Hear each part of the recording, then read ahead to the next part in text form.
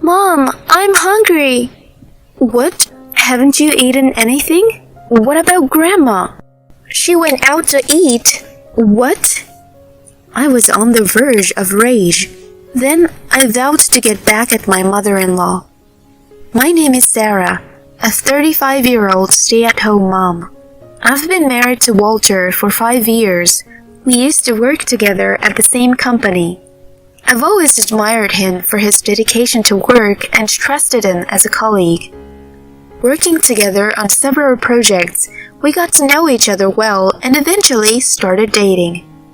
He is sincere, kind, and gentlemanly in his private life. I found myself increasingly drawn to his genuine and gentle nature. Before we knew it, 3 years have passed in our relationship. Just when I was thinking about marriage, I discovered I was pregnant. It was somewhat of a catalyst, and we decided to get married. Even though the pregnancy came first, I've always wanted to spend my life with you. Let me properly ask you, will you marry me? He said this as he handed me the ring. I was so happy that he proposed properly, and I thought how sincere and dutiful he was. I am looking forward to our life together. I thanked him and looked forward to our married life. Then we immediately went to meet each other's parents. My parents quickly recognized his good nature and felt reassured. I was glad they approved of him.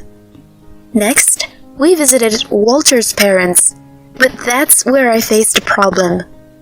Walter's mother, Tiffany, didn't take to me. Nice to meet you. I'm Sarah. I greeted her cheerfully and politely.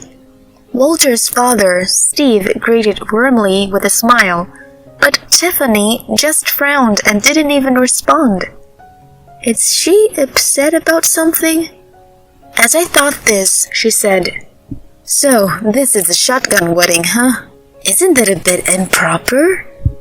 Excuse me? Walter and I were shocked by her abrupt comment. Why would you say that? He retorted, visibly annoyed. It shows a lack of responsibility in your relationship. Even if you get married, I'm sure you'll end up divorcing. It's embarrassing to have a wedding and then tell everyone you divorced. Plus, you'll end up just paying child support and feeling miserable. Her words were too harsh. How could she say something like that so casually? Walter clenched his fists, looking at his mother. After all, you've never been good at making smart decisions. That's why I have to. Steve interrupted her at that point. Enough, Tiffany. Whatever the circumstances, it's not right to speak like that about a happy occasion like marriage. Walter and Sarah are the ones getting married, and they're at an age where it's not odd for them to have children. They both have stable jobs. There's no problem here. His words finally quieted her. Walter then followed up. We were serious about marriage from the start. The pregnancy was just a catalyst. We are ready and responsible for this marriage. Whatever.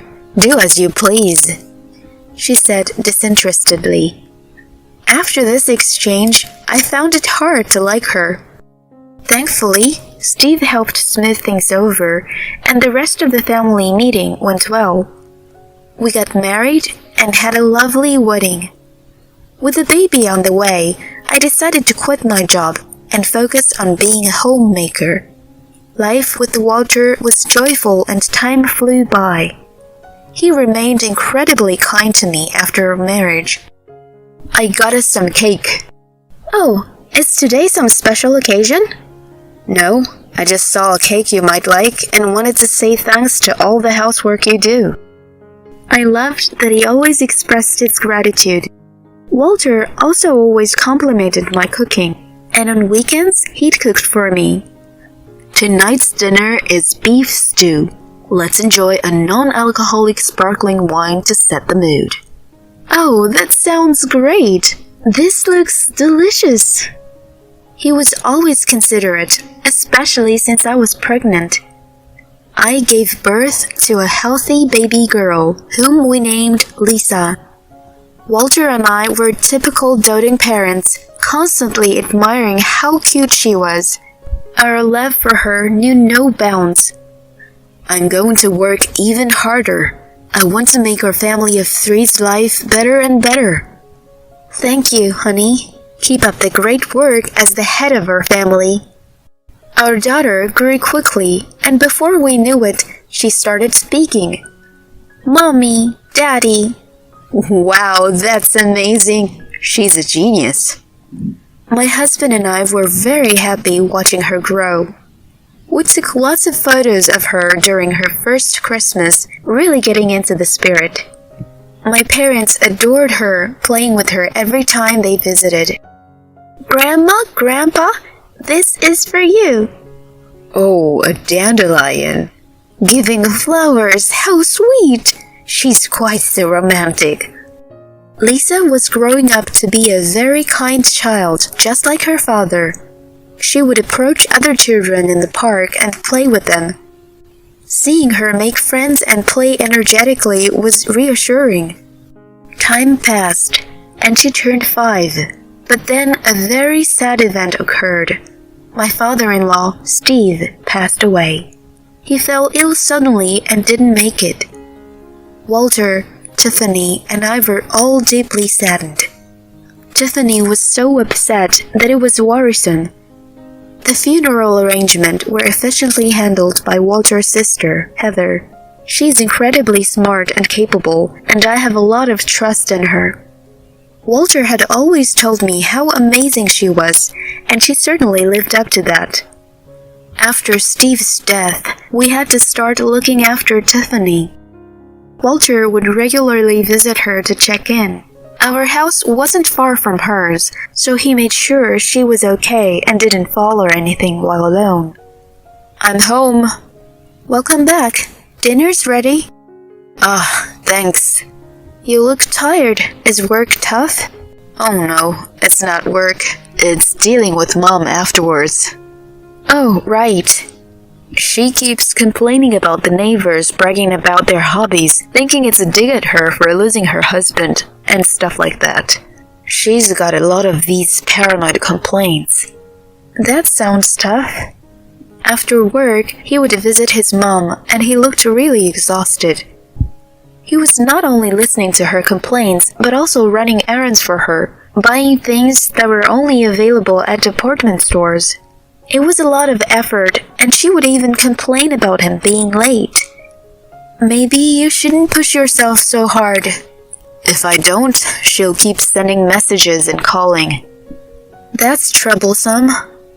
Walter had a senior position at work, so he was often busy with work-related calls. If Tiffany kept calling or messaging, it could bury important work communications. I couldn't help much since I was taking care of Lisa, but seeing Walter so tired, I felt we had to do something. Amidst of all this, something happened. Tiffany injured her foot at home. She twisted it on the stairs and had to call an ambulance herself. When Walter rushed to the hospital, she was furious. You were so late. I had to call an ambulance myself. What if I had passed out or remained fallen? I might need care for my injured foot. The doctor said she wasn't hurt at all. No need for rehab, let alone care. Still, she made such a fuss and even demanded to move in with us. She wants to live together with us? Of course, I said no, but she keeps messaging me about it, really driving me nuts. He was clearly stressed. As his wife, I thought about how to reduce his burden. Don't go to her place after work anymore. Let's go together on weekends. As for living together, let's firmly say no. Are you sure? You don't like her much. That's true for you too. Let's also invite Heather and her child. Tiffany might enjoy that. Yeah, that's a good idea.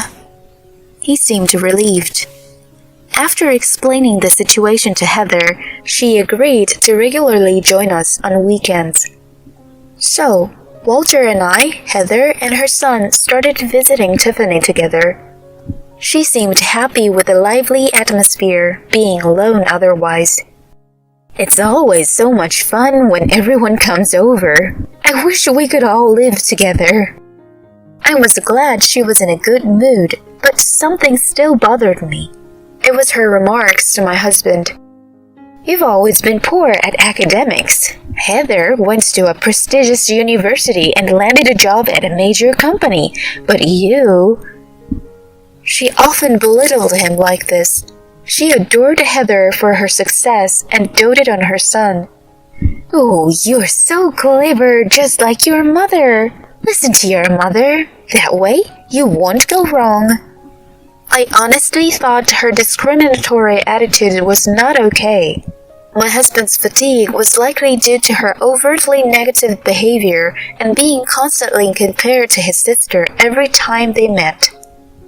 I felt sorry and grateful for him enduring this while working hard and not burdening our family. My husband is truly a kind and sincere person. Months after we started visiting Tiffany regularly, she made this suggestion. As a thank you for always coming over, why don't the adults go out for dinner tonight? I'll take care of the kids. What? We were all surprised by her suggestion, but it was a welcome one. I have wanted to have a leisurely meal with Heather, and it had been a while since my husband and I dined out, so we took her up on the offer. We enjoyed our meal, chatting and having a good time. Around 9 p.m., we decided to head back. But when we arrived at Tiffany's house, something was off. She and Heather's son were nowhere to be seen. Only our daughter, Lisa, was in the living room watching TV while sitting on the sofa. Where's Grandma? Why are you alone? Mom, I'm hungry. What? Haven't you eaten anything? What about Grandma? She went out to eat. What? I was on the verge of exploding with anger. Both my husband and Heather were speechless. What is she doing? Then Tiffany returned nonchalantly with Heather's son. Oh, you're back already. Mom, what are you thinking? Leaving Lisa and going out? Well, I wanted to dine with my grandson. Oh, wait a minute, Mom. You took my son and left Lisa behind? Don't be so upset. Lisa is 5. She can stay alone. It's not okay to leave her alone at night. And why didn't you take her to dinner? It's a waste of money to feed her. I only wanted to spend money on the capable ones. I was furious, as was my husband, and even Heather was taken aback. She had always been aware of her mother's favoritism towards her and felt it was wrong.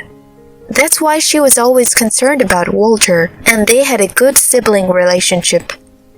This incident left all of us furious with Tiffany, and we vowed to get back at her. After the ordeal, my husband and I prepared for the next move. Once everything was ready, we made a proposal to Tiffany. Mom, how about we live together, like you've always wanted? Oh, are you sure about that? Yeah. Actually, we're thinking of moving to a bigger place near Heather's family. You'd like that, right? Wonderful. I'll be closer to Heather's family. She was delighted, falling for our plan. We moved to a new rental with plenty of private space. Lisa was thrilled to have her own room, and I resolved to always protect her, especially with Tiffany around. As a stay-at-home mom, I could always be with her. Once we started living together, Tiffany immediately began ordering me around. Sarah, make me some coffee. What? Why should I? What do you mean? It's a daughter-in-law's duty to make coffee for her mother-in-law. Is that so? Well, I don't want to. Excuse me? She was furious at my response. You think you can talk to me like that? Yes. Infuriating. Fine, I'll make it myself.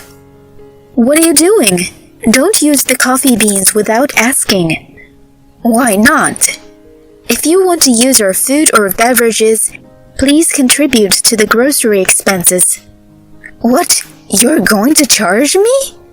Of course, don't expect to live here for free. Don't be ridiculous. I've never heard of a daughter-in-law making her mother-in-law for grocery money. Whether you've heard of it or not doesn't matter. That's our house rule. I'll get rid of such a rule. I'll tell my son about this. Go right ahead.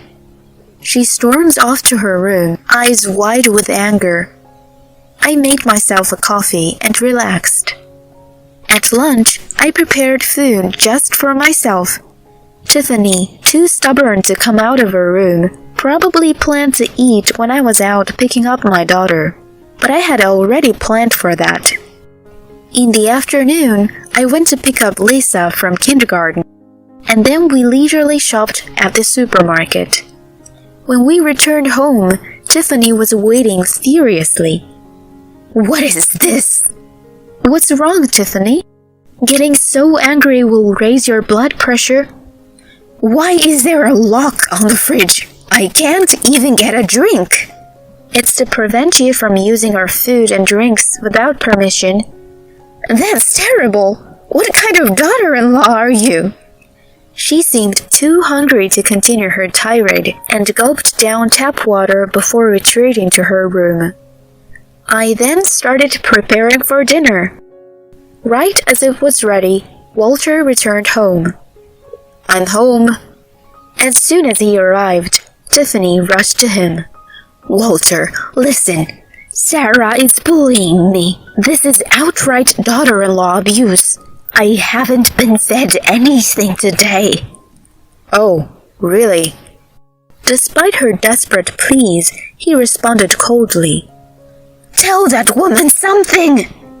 Shouting, she looked at him. Walter glanced at me and asked, What's for dinner tonight? I replied, Chicken. Great, that sounds delicious. I've also chilled some beer. Awesome. He sat down at the table. Walter, tell this woman off. What should I say? Thanks for cooking? No, I haven't been fed all day. As she sat down, I did not place any food in front of her. Where's my dinner? Why would there be any for you? Feeding you is a waste of grocery money. What? Yeah, spending food money on mom is a waste. Walter agreed with me and started eating his chicken. Tiffany realized her own words were coming back to haunt her and was speechless. You both are terrible. I'm going to Heather's. She stormed out. I immediately contacted Heather and informed her Tiffany was heading her way. Walter then packed up her belongings and put them outside. He locked the door to prevent her from returning. 30 minutes later, Tiffany rang the doorbell. Yes, who is it? Playing dumb, he answered. Hey, open up! Why, weren't you going to Heather's? I was, but she cut ties with me, saying I couldn't stay there. So you came back here, but we're also cutting ties with you? What? I put all your stuff outside. Take it and leave. Wait, what do you mean? Sarah and I can't forgive you, leaving Lisa alone and not feeding her. I'll resent that for life. And always comparing me to Heather and belittling me, I can't stand it. I no longer consider you family. Just leave. But Walter cut off the intercom. Tiffany, apparently having a breakdown outside, was taken away by the police. None of us, not Walter, Heather, or I, went to pick her up. Eventually, she realized her mistake and sent a long apology emails to Walter and me. But we were done forgiving. She managed to find a place in a rundown apartment and now works part-time, leading a meager life. She claims to have reflected on her actions, but we know she'd revert to her old ways if given the chance. We've decided never to forgive her. She should stay alone for life. Meanwhile, we as a family are happily living together, including Heather and her family in outings and barbecues.